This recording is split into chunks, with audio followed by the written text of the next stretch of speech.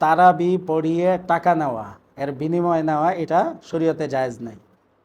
এটা খতমে তারাবি হোক আর সূরায়ে তারাবি হোক, কেউ যদি ব্যক্তিগতভাবে হাফেজ সাহেবকে হাদিয়া দেয় সেটা নিতে পারবে, ওটাতে সমস্যা নেই। এখন কথা হলো, যদি কেউ খতমে তারাবি ফ্রি পড়ানোর জন্য প্রস্তুত না থাকে, টাকা ছাড়া হাফেজ সাহেব না পাওয়া যায়, তাহলে কি করবে? তাহলে সূরায়ে তারাবি পড়বে। সূরায়ে তারাবি তো যে নামাজ পড়তে পারে সেই পড়তে পারবে না, তো সূরায়ে তারাবি পড়াটাই উত্তম তার জন্য, টাকা দিয়ে হাফেজ সাহেব রাখার থেকে।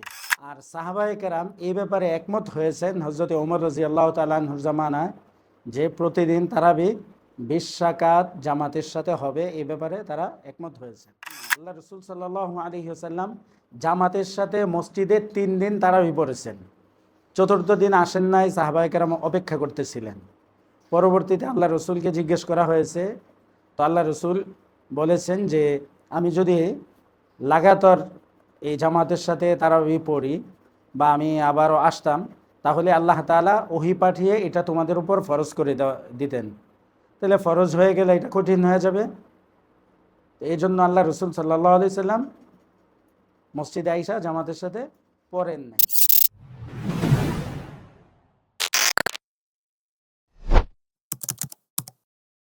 আলহামদুলিল্লাহ ওয়াসসালাতু ওয়াসসালামু আলা রাসূলিল্লাহ, আম্মা বা'দ। প্রিয় শ্রোতাবিন্দু, আল্লাহ সুবহানাহু ওয়া তাআলা শুকরিয়া যে আল্লাহ সুবহানাহু ওয়া তাআলা আমাদেরকে সারাদিন রোজা রেখে রাতে তারাবি পড়ার সুযোগ দিয়েছেন, এই জন্য শুকরিয়াতান বলি আলহামদুলিল্লাহ। এক হাদিসে আল্লাহ রাসূল সাল্লাল্লাহু আলাইহি ওয়াসাল্লাম ফরমান, মান সামা রমাযানা ঈমানান ওয়া ইহতিসাবা গুফিরা লাহু মা তাকদ্দামা মিন যামবি। যে ব্যক্তি রমজানে ঈমানের সাথে সওয়াবের আশায় রোজা রাখবে, আল্লাহ তাআলা তার অতীতের সমস্ত গুনাহ মাফ করে দেবেন। আরেক হাদিসে আল্লাহ রাসূল সাল্লাল্লাহু আলাইহি ওয়াসাল্লাম বলেছেন, মান কামা রমাযানা ঈমানান ওয়া ইহতিসাবা গুফিরা লাহু মা তাকদ্দামা মিন যামবি। যে ব্যক্তি রমজানে ঈমানের সাথে সওয়াবের আশায় দাঁড়িয়ে নামাজ পড়বে, তারাবি পড়বে, নফল পড়বে, আল্লাহ সুবহানাহু ওয়া তাআলা তার অতীতের গুনাহ মাফ করে দিবেন। অন্য এক হাদিসে আল্লাহ রাসূল সাল্লাল্লাহু আলাইহি ওয়াসাল্লাম বলেছেন, ইন্নাল্লাহ তাআলা ফারাযা সিয়ামা রমাযান আলাইকুম। যে আল্লাহ সুবহানাহু ওয়া তাআলা তোমাদের উপর রমজানের রোজাকে ফরজ করেছেন। ওয়া সানানতু লাকুম কিয়ামাহু, আর আমি তোমাদের জন্য রাতের নামাজকে সুন্নত করেছি। এজন্য তারাবির নামাজ সুন্নতে মুআক্কাদা, সুন্নত, জামাতে পড়া হোক অথবা একা পড়া হোক, পড়তে হবে। তো একটি মাসালা হলো, তারাবির নামাজ কয় রাকাত?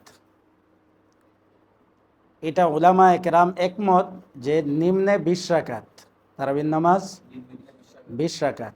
কেউ কেউ 41 রাকাত পর্যন্ত বলছেন, অর্থাৎ যারা মতানক্য করেছেন 20-এর উপরে, 20 থেকে নিয়ে 41 রাকাত পর্যন্ত তারাবি সহ বেতের সহ বলেছেন। তবে 20 রাকাতের নিচে কোনো দলিল নেই। আর আমাদের এই 4 মাযহাবের মধ্যে 20 রাকাত, অর্থাৎ নিম্নে 20 রাকাত, 20 রাকাতের কমে কোনো ইমামের নিকট রেওয়ায়াত নেই, বর্ণনা নেই।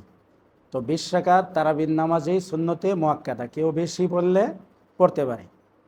আর সাহাবায়ে কেরাম এই ব্যাপারে একমত হয়েছেন হযরত ওমর রাদিয়াল্লাহু তাআলা আনহুর জামানায়, যে প্রতিদিন তারাবি 20 রাকাত জামাতের সাথে হবে, এই ব্যাপারে তারা একমত হয়েছেন।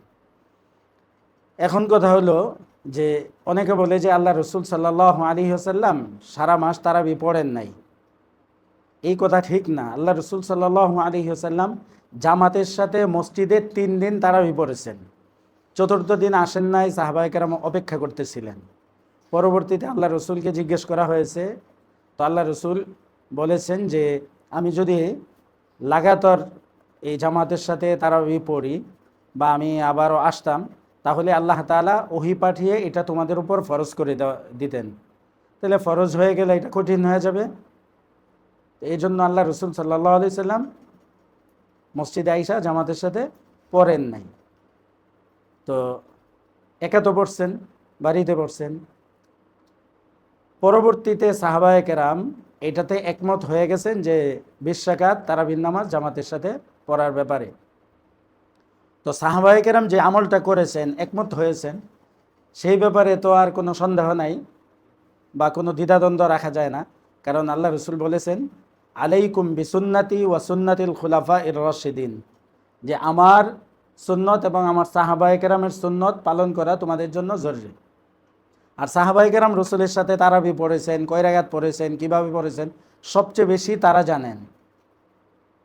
তো সাহাবায়ে কেরাম 20 রাকাতে যদি একমত হতে পারেন, তাইলে আমরা এটা কমানোর কোনো সুযোগ নেই। এখন যারা কমায় তাদের প্রমাণ কি, দলিল কি? বুখারীতে এক হাদিস আছে হযরত আম্মা জান আয়েশা রাদিয়াল্লাহু তাআলা আনহা থেকে, যে আল্লাহ রসুল সারা বছর 11 রাকাতের বেশি পড়তেন না, অর্থাৎ 11 রাকাত পড়তেন। তাহলে সারা বছর তো আর তারাবি পড়তেন না, তাহলে বোঝা গেল সারা বছর যে 11 রাকাত পড়তেন এটা তারাবি না, এমন বোঝা যায় না? আর সারা বছর পড়তেন 11 রাকাত, তাহলে ওইটা কি 8 রাকাত কিয়ামুল লাইল তাহাজ্জুদ আর 3 রাকাত হলো বেতের, এই যে 11 রাকাত। তো যেহেতু ওখানে কি নাই, তারাবির কথা নাই, তো এই জন্য তারা এটা কি দলিল দেয় যে এটা কি তারাবির নামাজ ছিল। তাইলে কি আল্লাহ রসুল সারা বছরই তারাবি পড়ছেন? তাইলে এটা তাহাজ্জুদ নামাজ ছিল। তো তারাবি কত রাকাত পড়ছেন, কিভাবে পড়ছেন, এটা সবচেয়ে বেশি কারা জানেন? সাহাবায়ে কেরাম জানেন। তো সাহাবায়ে কেরাম যেহেতু একমত হয়ে গেছেন, এখন এটা নিয়ে আমাদের বাড়াবাড়ির কোনো সুযোগ নেই। তো 20 রাকাত সকল ইমামদের নিকটও কি 20 রাকাত। যারা মতানক্য করেছেন তারা 20 রাকাতের উপরে মতানক্য করেছেন। তো তারাবির নামাজের সময়টা আরেকটা মাসালা। সময় হলো এশার পর থেকে নিয়ে বেতেরের আগ পর্যন্ত, এই মাঝামাঝি সময়। অর্থাৎ এশার নামাজ হবে ফরজ, তারপরে 2 রাকাত সুন্নত, তারপরে তারাবি, তারপরে বেতের। বেতেরের নামাজ তো আমরা জানি যে শেষ রাকাতে যদি কেউ আগে উঠতে পারে, তাহাজ্জুদ পড়তে পারে, তাহলে সর্বশেষ নামাজ যেন হয় বেতেরের নামাজ শেষ রাতে। কিন্তু রমজানে জামাতের সাথে তারাবি পড়ে জামাতের সাথে বেতের পড়াটা উত্তম। শেষ রাত পড়ার থেকেও জামাতে পড়াটা কি উত্তম রমজানে, ঠিক আছে? এই জন্য জামাতের সাথে কি বেতের পড়া। আরেকটা মাসালা হলো,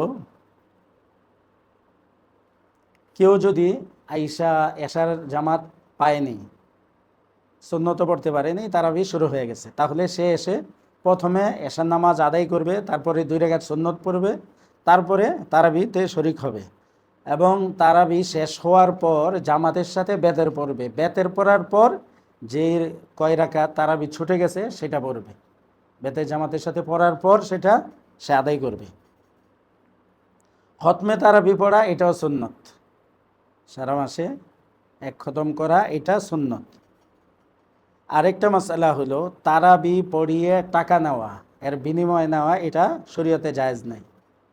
এটা খতমে তারাবি হোক আর সূরায়ে তারাবি হোক, কেউ যদি ব্যক্তিগতভাবে হাফেজ সাহেবকে হাদিয়া দেয় সেটা নিতে পারবে, ওটাতে সমস্যা নেই। এখন কথা হলো, যদি কেউ খতমে তারাবি ফ্রি পড়ানোর জন্য প্রস্তুত না থাকে, টাকা ছাড়া হাফেজ সাহেব না পাওয়া যায়, তাহলে কি করবে? তাহলে সূরায়ে তারাবি পড়বে। সূরায়ে তারাবি তো যে নামাজ পড়তে পারে সেই পড়তে পারবে না, তো সূরায়ে তারাবি পড়াটাই উত্তম তার জন্য, টাকা দিয়ে হাফেজ সাহেব রাখার থেকে।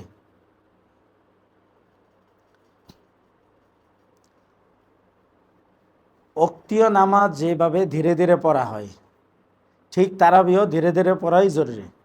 এখানে কি করা যাবে না? তাড়াহুড়া করা যাবে না।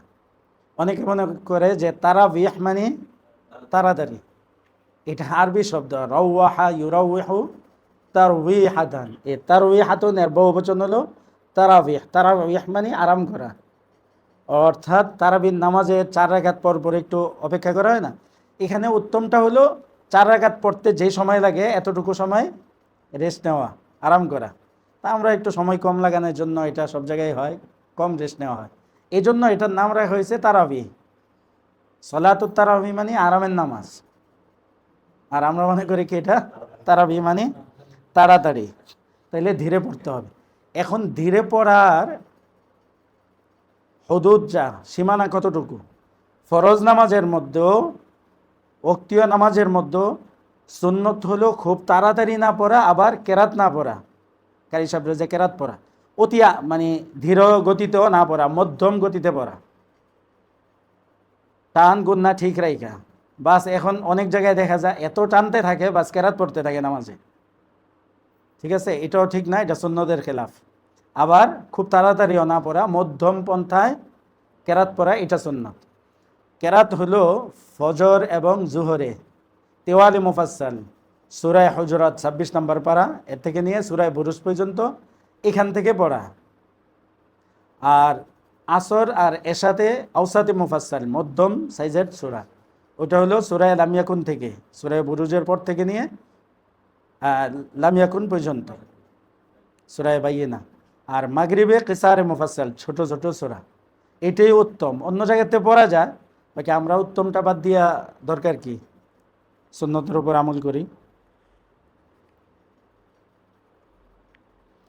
আরেকটা মাসালা হলো তারাবির মাঝখানে 4 রাকাত পড়ার পরে অনেক দোয়া দরুদ পড়া হয়। যে কোনো দোয়া দরুদ পড়া যায়, না পড়লেও সমস্যা নাই, কিন্তু নির্ধারিত কোনো দোয়া নাই, এটা সাব্যস্ত নাই। অনেকে যে পড়ে সুবহানাজিল মুলকি ওয়াল মালাকুতি সুবহানাজিল ইজ্জাতি ওয়াল আজমতি ওয়াল হাইবাতি ওয়াল কুদরতি ওয়াল কিবরিয়া ওয়াল জাবারুত, দোয়াটা সুন্দর, বাকি এটা তারাবির নামাজের দোয়া না। এটা কেউ পড়লে পড়তে পারে, কিন্তু এটা জরুরি না, এবং এটা তারাবির জন্য নির্ধারিত না। কেউ দরুদ শরীফ পড়লো, কেউ সুবহানাল্লাহ আলহামদুলিল্লাহ পড়লো, কেউ চুপ করে বসে থাকলেও সমস্যা নাই, কিন্তু নির্ধারিত কোনো দোয়া দরুদ এখানে নাই। আরেকটি মাসালা হলো নাবালিগের পিছনে তারাবির নামাজ হবে কিনা। নাবালিগের পিছনে তারাবির নামাজ বালেগদের হবে না, নাবালিগের ইমামতি চলে না।